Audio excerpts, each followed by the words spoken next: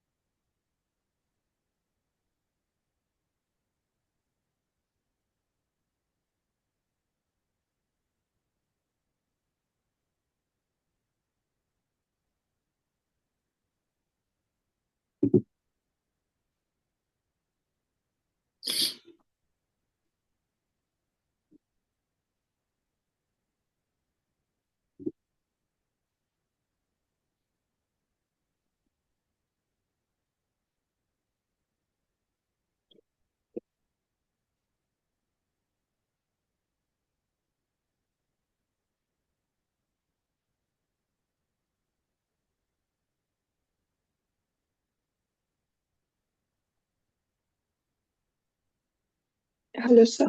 Am I audible, sir? Yes, you are audible. Yes, have you complete the point regarding NFL?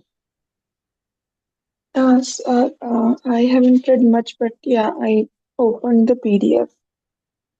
But yeah, I haven't get time to read much about it. Okay, no problem. Yes. Let me start basic. Introduce yourself. Okay.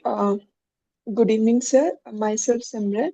I am from Rewari, Haryana. I have done my class 12 from Rewari only.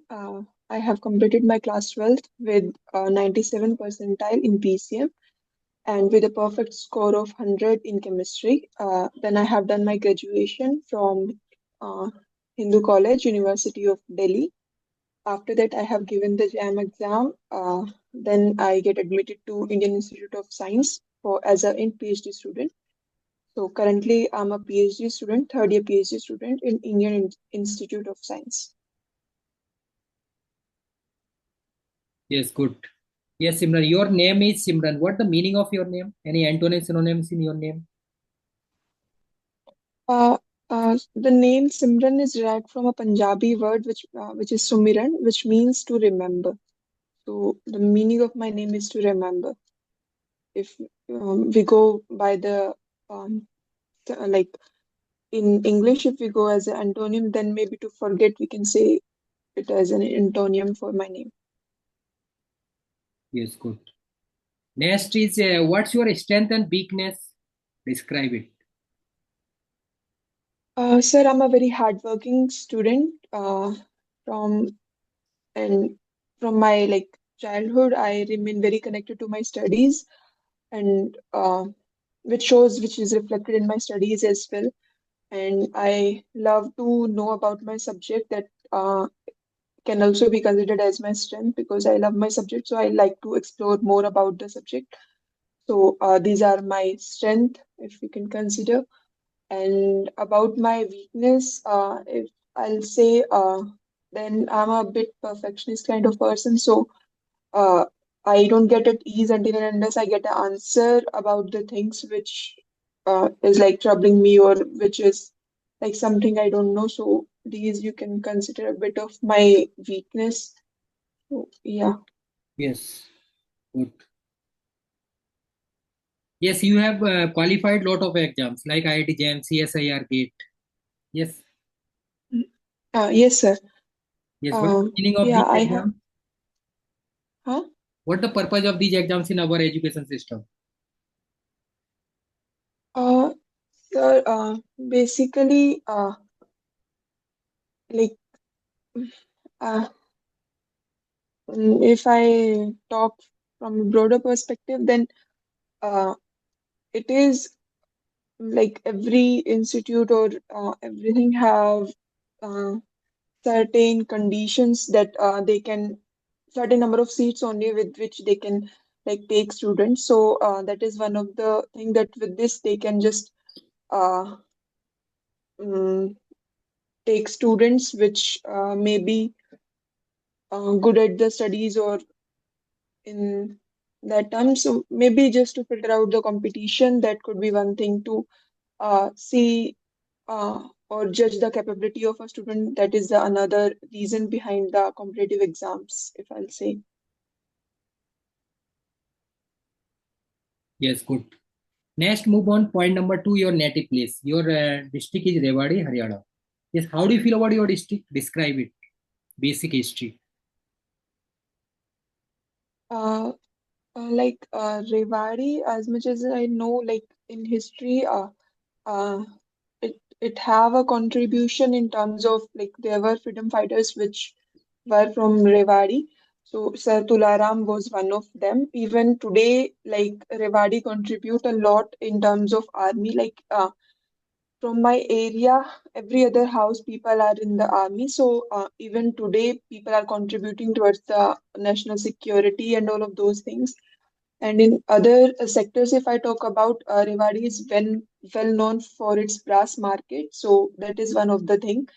Um, Also, as much as I know about my place by living there, I have seen that Rewari have very good facilities about in terms of medical sectors. People come from different part of our state to get good medical facilities. So that is one another major point like you can identify Rewari with. Yes, good. Next, move on Haryana. Yes, how do you feel about your state? What the basic history of Uh, Haryana in our country, India? yeah, similarly, like Haryana is Uh, mm, like everyone know that Haryana is a agricultural land. So being a region in plain, so Haryana contribute very well in terms of agricultural needs, like gehu, like wheat, mustard. All of these are the major crops which are grown in Haryana. And apart from the agriculture, Haryana is also well known for their Olympic medals. Like people uh, I think from the whole country, Haryana is the state which gives the most number of Olympic uh, medals. So, in terms of fitness and like games, also Haryana have a very good name.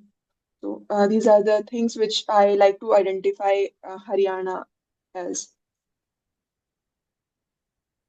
Yes, good. Okay, what is the major role of Haryana in our country, India? History, geography, polity, economic, cultural, agriculture. Majorly, I know that Haryana contributed in this agricultural thing only, and then these games is another part where Haryana contribute. And as I talked about that from my area as well as the whole Haryana, if we consider in general, in army also like people are very much involved. So Haryana is a state which have the people from like people are in the army. So in terms of defense also Haryana uh, contribute a lot. So we can say that in national security also Haryana plays a major role. Like uh, as much as I know, there are few regiments also which are like known from the people of Haryana. So these Yes, are good. the things which I can say that Haryana contribute. Yes, good. Next, move on NFL. Yes, what the basic history of NFL, National Fertilizer Limited? Mm, I am not sure of history of NFL, but maybe it has been built to see the needs of the agricultural lands only and to make our agricultural sector better. So that could be the thing, but I haven't read about it. Yes, why you want to join NFL as a junior?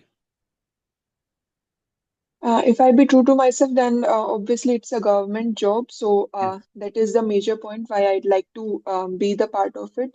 Another thing is it is a job which is related to my core subject, that is chemistry. So I will be in touch of my chemistry. So along with the job, I will be in touch of the subject which I am very close to. So that is another reason why I like to be the part of NFL.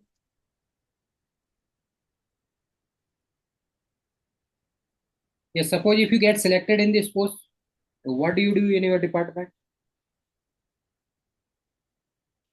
Uh, Majorly, I feel it is uh, I will be working over the workers to see the like quality of the fertilizers and um, in those terms only.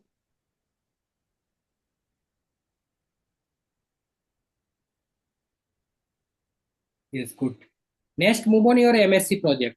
Yes, what the basic application of your MSc project?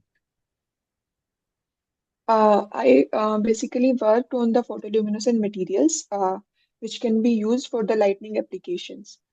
These days, the LEDs which are in the market, they are made on the basis of like mixing blue LED with the yellow phosphor. There is another method to make the fabricate the LEDs, which is red, blue, green phosphors excited by a UV light. Now, why we want to go on that method is itself because to get the good CRI and the CCT values.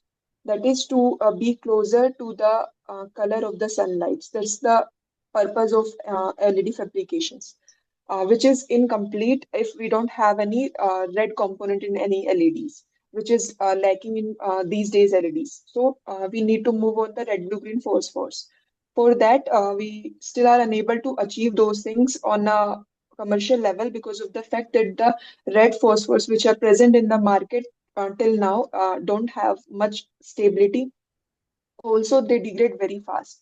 So to overcome these limitations of the red phosphors, I tried to make a phosphors which can be used as a in red, green, blue LEDs, which is stable and which don't degrade that fast. So that was my motive of my master's project. Yes, any drawback, limitation of your PG project? Still, the color purity and degradation issue has been tackled. Like this phosphor is quite stable till good 700, 800 degrees Celsius. But the color purity is still achieved till 90-92%, which is a fair enough color purity to be used in the phosphorus, but it still needs improvement. Like if it is like any color purity above 90% can be used to make the fabricate or to fabricate the LEDs. Mine is around 92%, which is fair enough. But if we can increase the color purity further, that could be a very good um, next step for my project. Like if we can achieve the color purity till 95%. So that's the a bit of limitation that still we haven't reached that much of color purity, but degradation factor we have tackled. Yes, good. Next, move on your PhD topic application. Mm. Yes, sir. Like my PhD topic is also in the similar lines. Here I'm like deeply working on the tungstate materials as a phosphor material. Applications will be similar, and also I'm trying to like study the structural part of the compounds in detail, like how the structure changes, so that we can make out the desired properties well. Like also, I'm trying to accommodate AI/ML things into my projects. That is the next step of my project, so that we can get a desired phosphor material with the desired properties. Also, along with these things, I am trying to expanding the application part of my project, which can be like project can be used for the dosimetry studies. That is the see how much radiations are present in any area, so that those things can be judged by the phosphor material with the help of photoluminescence spectroscopy. Also, we are trying to target non-contact temperature sensing applications. So that is another application which I'm targeting with my phosphor material. So these are right now, these are the things which I have in mind and which I'm trying to explore.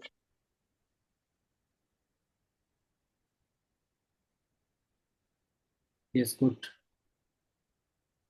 Any drawback limitation of your PhD topic? Any challenges will you face? Yeah. Uh, yes, sir. Like right now, like the project and the thing I am working on. Uh, the first thing was like the every like we basically use the rare earth elements. So I'm working currently with the terbium ions. So terbium ions are well known to give us the green color. But with my in my compound, the terbium ion is also giving us the blue color, which is a like plus point for us. Like if we will be able to achieve all the three colors in a single phosphor, that's a plus point only. But still, I'm unable to figure out like what is happening in the structure of the phosphor material. The terbium ion is along with the green color, it is giving us the blue color. Like by varying the wavelength, we are getting these changes. So I'm currently focusing on this, like how and why this behavior is being observed in my sample. So in these direction only, I'm trying to figure out what all things are there. So that's my current work which I'm working on. That's the current limitation of my work, that I still don't know the reason behind this behavior, which is very unusual to the normal phosphor materials which are present till now. So that's the thing. Yes, good. Yes, suppose if you get selected in NFL, so how will you contribute to your whole knowledge is MSc project and PhD knowledge in your department?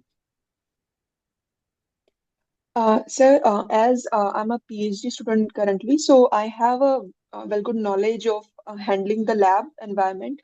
How to like I have basic synthesis knowledge. I have basic safety knowledge.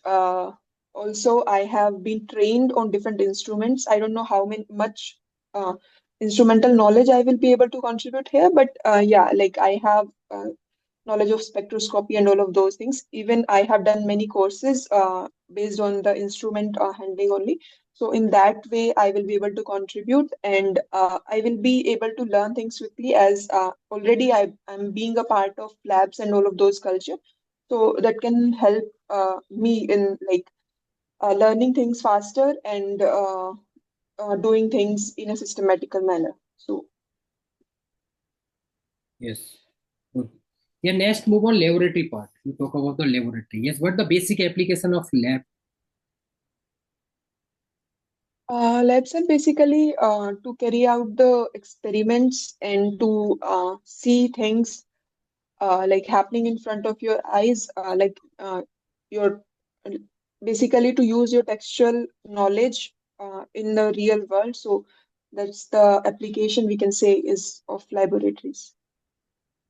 Yes, what are the safety rule for laboratory? So depending on the type of work which we are doing, there are different rules for safeties. The primary and the basic rules is that one for which we call as a general safety, that is to wear the lab coats, to wear gloves, uh, to wear shoes, always covered shoes, wear safety goggles to protect from any chemical splash. So these are the general safety which everyone who is in any lab has to abide with. Other than that, there are different rules depending on the type of lab. That is, clean room things are there.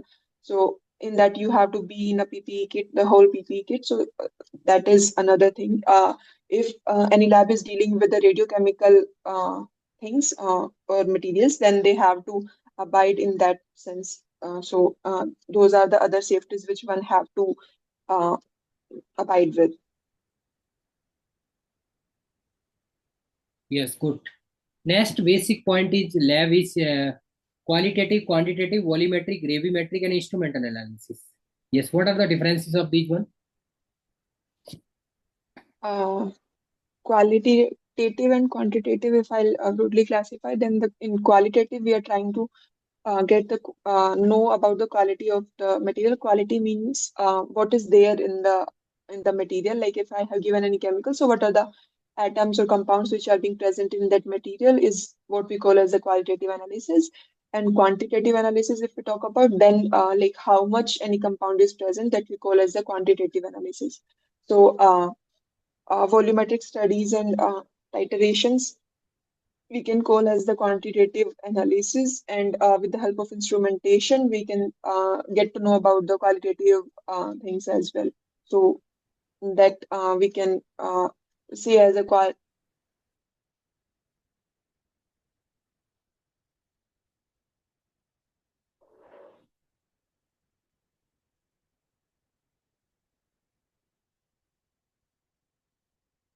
Yes.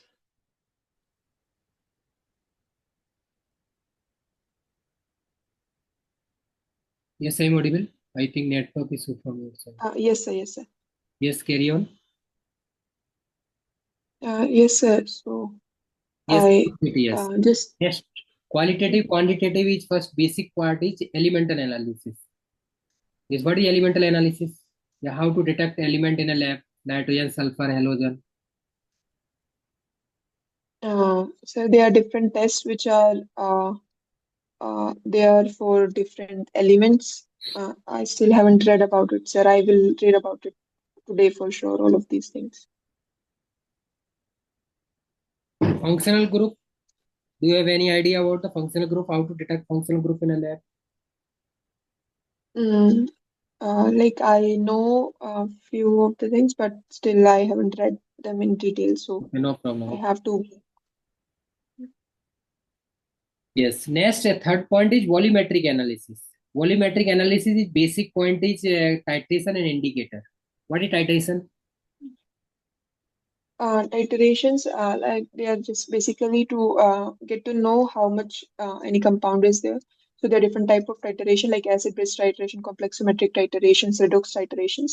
So uh, in titrations, we use the material which has been given to us. Suppose if it is the base, then we titrate it with the acid, and now to visibly see when the compound is being uh, to see the change in the reaction, we use the visibly see how the reaction is taking place. So we use the indicators which will show different colors in a basic or acidic media.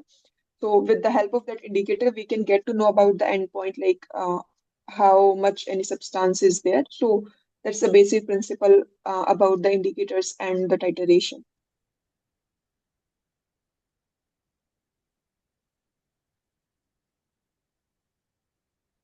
Yes. Titration is acid base titration, redox titration, complexometric titration. Yes. What are the difference? In acid-base titration, we get to know about the amount of acid or base which is being present by titrating it with another. Like if we are trying to get to know about and how much acid is present, then we titrate it with the base. So normal acid-base reaction take place, and with the help of indicator, we get to know like what is being present. Like if we use the phenolphthalein, it will not show any color in the basic medium. But as soon as, like, let's suppose we are adding acid in it, then the neutralization reaction will take place, and at the end point, the compound will get acidic. So the indicators start showing the pink color. So with that pink color, we can get to know about the amount of acid which is being present in the material, in the compound, in the sample which has been given. In redox titrations, we have some ions which we can get to know about the ions which is showing oxidation or reduction. So suppose the iron Fe2 positive is present. So it by with the reaction it will change into Fe3 positive. So with the indicator we try to get to know like how much iron is present. And in complexometric titration also, like majorly we use the calcium and magnesium to see how much those ions are present. So here we use a complexing agent, that is EDT or something. and we use indicator as well, so which can show the difference in the color as soon as reaction will complete. So that's these are the three different titrations. Like the major thing is same, it's just the type of compounds which are trying to get to know is different in these titrations. Yes. Next point is indicator. What is indicator and how many type of indicator?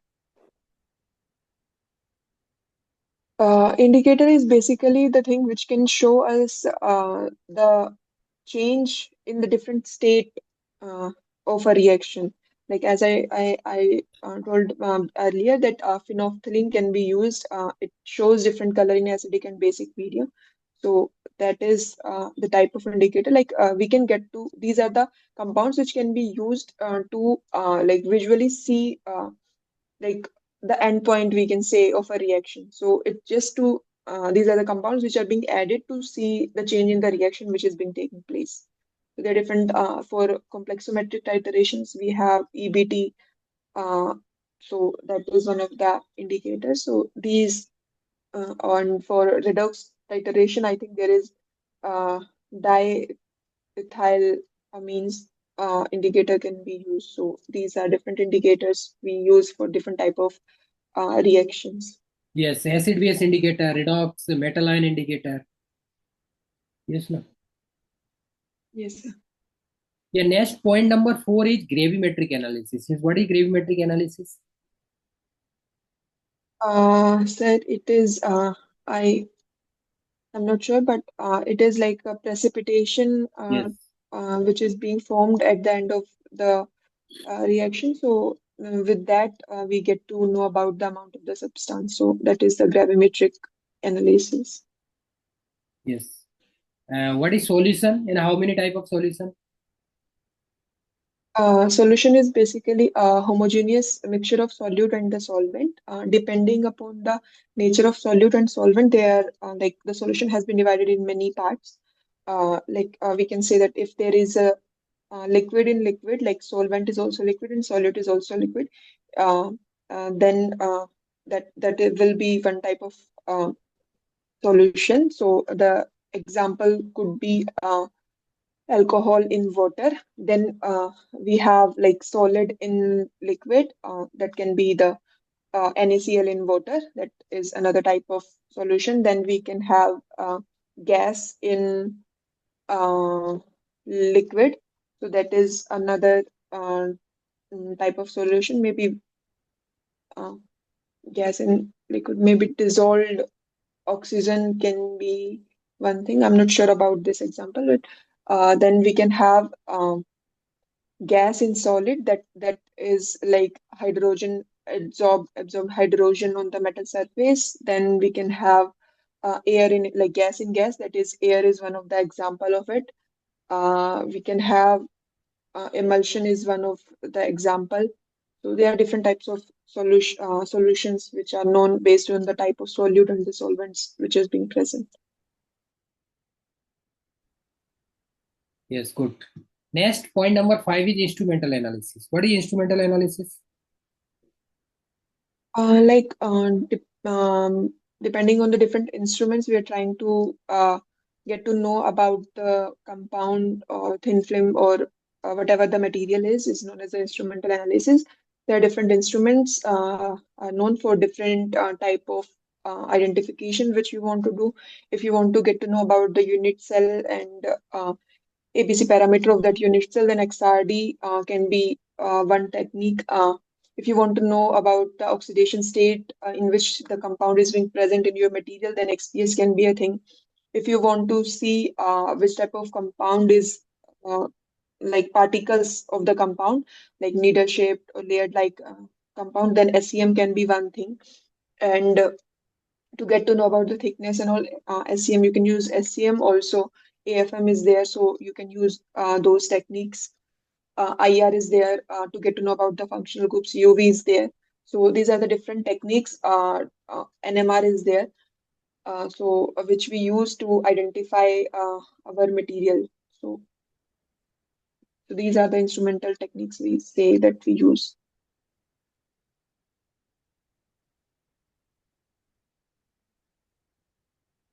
Yes, good. Instrument like IR, NMR, UV, mass. Is what the basic application of IR?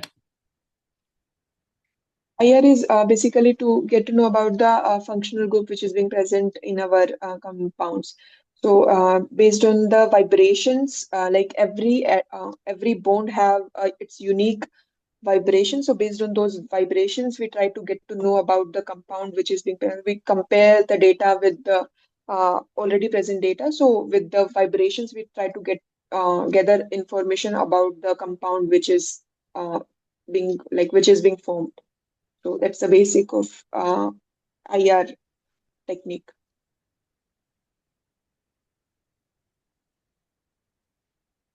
Yes. NMR. What the basic application of NMR? Uh, NMR is also used to get to know about the structure of our compound. Uh, like there are different NMRs which are being present, like hydrogen NMR, also fluorine, carbon NMR are also there. But majorly we use the hydrogen NMR. So it is basically combining these IR, UV, and MR techniques, which try to get to know the whole information about the compound which we are getting. So, like depending on the primary hydrogen, secondary hydrogen, or if it is attached to any oxygen. So, these are the information which we get with the help of the NMR data, which are helpful to elucidate the whole structure of the compound. So, that's how NMR is being used. UV.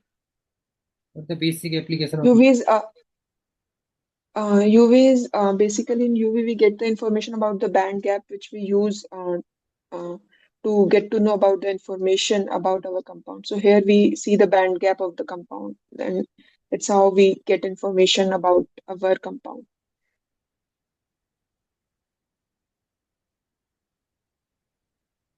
Yes, mass spectroscopy. In mass spectroscopy, it is a restrictive technique. In this, the compound is fragmented in small parts, and its mass is being recorded. So with the help of which we try to calculate like what is the whole structure of our compound. So mass spectroscopy is also one of the technique which is used to get to know about the whole information about the structure of the compound. So all of these, in short, all of these techniques we have to go through, and then we reconstruct the structure of the compound which is being present. So mass spectroscopy is basically splitting the compound in small fragments and getting to know about its mass, and then getting to know about the structure of the compound.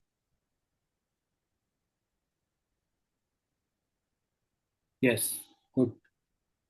Next is chromatography. What the basic application of chromatography? How many type?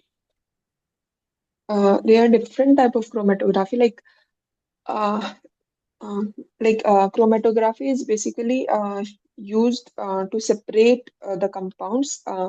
So there are different like thin layer chromatography is there, column chromatography is there, which use the difference in the polarity of of the substance which are being present in the sample which is being given. So depending on the polarity of the mobile phase and the stationary phase, compounds come at a different time, they will elute out from the sample. So that's how we will be able to uh, like distinguish different and collect different materials which are being present in the sample. So that's a basic principle on which chromatography work. So they are depending on the particle size and all. There are different chromatographies are also there, like HPLC is there and gas chromatography is there. So there is a wide range of chromatography which is there. Yes, good. Thin layer chromatography, gas liquid chromatography, ionization chromatography. What the difference? In okay, uh, in thin layer chromatography, we have a paper which is coated with, I guess, silica. So based on now we will dip we will put a drop of our sample on the that TLC plate. Then we will run a solvent. With the solvent polarity, the material will also move to the different heights, and like the more polar one will be at the lower end, but the less polar one will be over the on the height. So with that, we will be able to see that how many compounds are being present in a sample which is being used. So that's the thin layer chromatography. In column chromatography, we fill a column with alumina or some silica. So and then we add our sample. So now based on the polarity, like and then we add that a moving phase like any compound. So with that, it will elute out, and let's say the less polar thing will be just drained off first, and then based on the different polarity, these uh, compounds will be separated. In gas chromatography, the moving phase is in gas medium, so that is the gas chromatography. And ion exchange chromatography, I think in this we use like we have a stationary phase which bind to different ions in different affinity. So with different elements, we will be able to take out the different ions which we are interested in. So that's the ion chromatography. Yes. Next is HPLC, high performance liquid Uh, chromatography. it is same as this liquid chromatography only, but it's just the size of the particle which is different. I'm not very sure of it, but as much as I remember, it's like the size of the particle which is being different in the HPLC. So Yes. that is there, but I'm not sure of it a bit. Next is ICP-OCS, inductivity coupled plasma spectroscopy. I haven't read about it, so I don't have any idea. Atomic I absorption will read. spectroscopy. Okay, no problem. You look them, you have to study. Atomic absorption spectroscopy. EAS. Yeah, I read about it, but I don't remember these right now. I will read about these. Okay.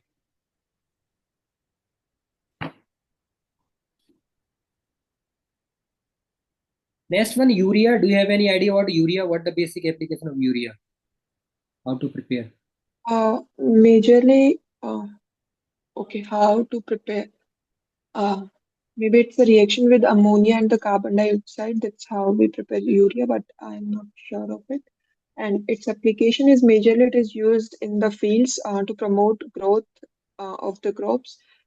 So that's the major application of urea in our thing in like in India, like in agriculture is the major application of the urea. Other than that, like our bodily waste is also like come out in terms of major content of urea. So that is also another thing which I know about urea. Yes. Yes. NFL fertilizer limited brand name of urea is Kisan. Presently, our society farmer using any Kisan urea. Okay. Fertilizer. Do you have any idea what is fertilizer? Fertilizers are basically the chemical compounds which are used in the crops to promote its Yes. growth of the crop. So uh, basically we have NPK, nitrogen, phosphor, and potassium, which are majorly used by the needed for the plant. So that I know. Yes. Good. Good. Yeah. Today, good work from your side. Your big section is laboratory part. Yes. You look them. You have to study qualitative, quantitative. Okay, sir. Yes. No. I'll read. Maybe today or tomorrow I'll complete. Yes. Yes. Okay. Okay. Thank you. Okay, thank you, sir.